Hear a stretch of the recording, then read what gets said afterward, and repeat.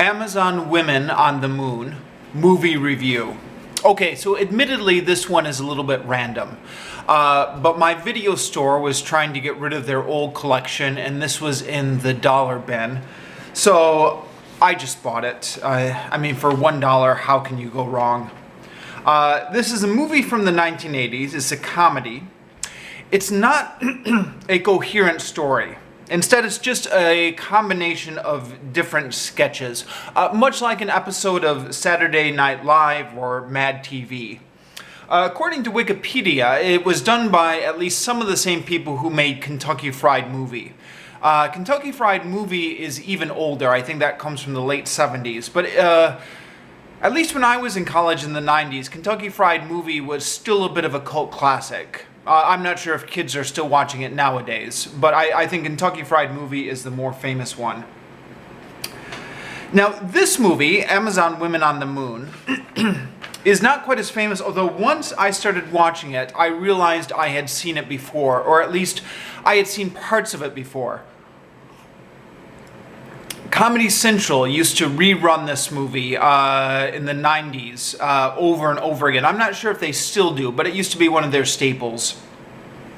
And I used to, just turn on the TV, flipping channels. I used to catch bits and parts of it.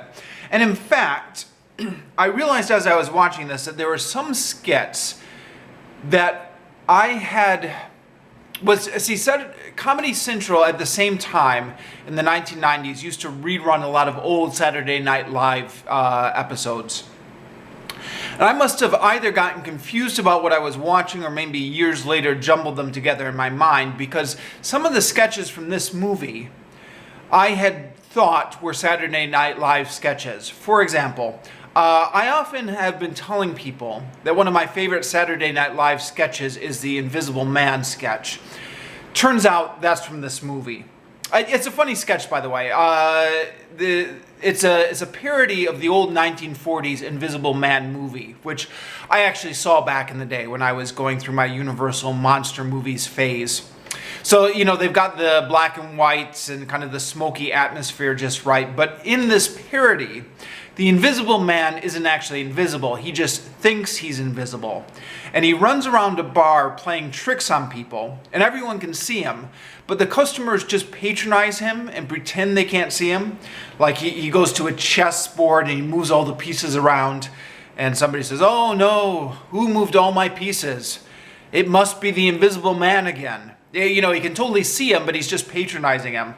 So this guy has been thinking he's been invisible all this time.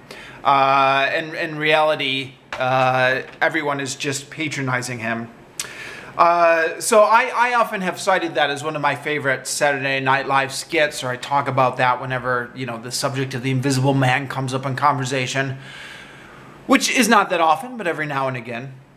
Turns out it's from this movie, Amazon Women on the Moon. And there were a few other sketches like that I had seen back in the day, mistakenly thought they were Saturday Night Live. They were actually from this movie. So, this movie, excuse me, definitely has its funny moments. But it does raise the question, with all the weekly sketch comedy TV shows out there, what's the point of renting a movie? I mean, isn't this essentially just like a 90-minute version of Saturday Night Live?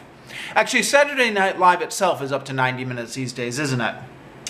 Well, given the fact that this movie had more time and money to spend on this and wasn't under the stresses of live television, you would expect this to be much better than the average episode of Saturday Night Live. And it is, but not by that much. But then, as they say, dying is easy, comedy is hard. So, for example, if you're going to make an action movie, to a certain extent, you can guarantee you can achieve what you want to achieve by dumping a whole bunch of money and time into production. You'll get some decent action movie out of that. But with comedy, either the lightning strikes or it doesn't. For example, that Simpsons movie, right? A lot more time and money went into the production of it, but it wasn't any funnier than your average episode of The Simpsons TV show. Now, to be fair to this movie, there's no equivalent of the bad sketches from Saturday Night Live. You know, like the cheerleader sketch, or you know, the sketch near the middle of a Saturday Night Live episode, which is just blatant time filler, goes on for far too long after you've already caught the joke.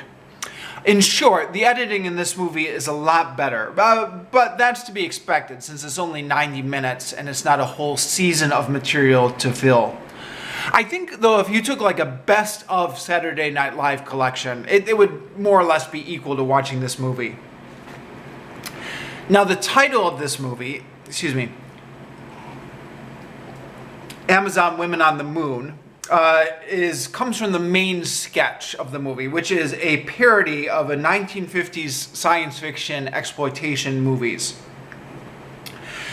This parody provides the overall structure of the film, and the other sketches are inserted as commercials or channel flipping. Unfortunately, the title sketch, Amazon Women on the Moon, is the least funniest thing about this movie. It does feel like a fairly accurate recreation of a 1950s film, but there's nothing particularly funny about it. The good news is that, although in combined time it amounts to the longest sketch of the movie, you only have to watch it in short segments at a time before another sketch breaks in and interrupts. This film is meant to imitate the experience of late-night channel surfing, quickly switching from one program to another with random commercials popping in. I watched it completely sober in the middle of the afternoon, but I think this is the kind of movie where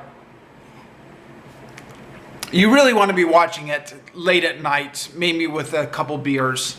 The movie was made in 1987, and if you like a lot of 80s nostalgia, there's a lot of that in this movie. Everything from the haircuts to the fashion is so 1980s. Excuse me. Many of the parodies are looking backwards to films from the 1940s and 50s. However, many of the other things reflect topical concerns of the 1980s. For example, in one sketch, a character is just so overjoyed by the wonders of technology with his TV remote. In another sketch, a video pirate is sailing the seas and selling illegal copies of VHS tapes, videotapes, which is one problem the internet has certainly cleared up for us. The cast in this movie is interesting. I mean, there's a huge cast because each sketch has different actors in it. But it's an interesting combination of up-and-coming comedians before they got really famous, and comedians that used to be famous who are on the opposite trajectory of their careers. For example, there's a funeral roast, which sketch in this movie, which introduces a bunch of older comedians and makes a big deal about them as if they're supposed to be people you'd recognize. They are Steve Allen, Rip Taylor, Slappy White, Jackie Vernon, Henry Youngman, Charlie Callis. Now, most of these names I didn't even recognize. Rip Taylor and Steve Allen, okay, recognize them a little bit, but these other guys, I had no clue who they were. I had to look them up on Wikipedia. They were indeed famous back in their day. But, well, I guess that's the interesting thing about watching an older movie, huh? Is introduces you to older comedians or movie stars that you might not have been familiar with. So all in all,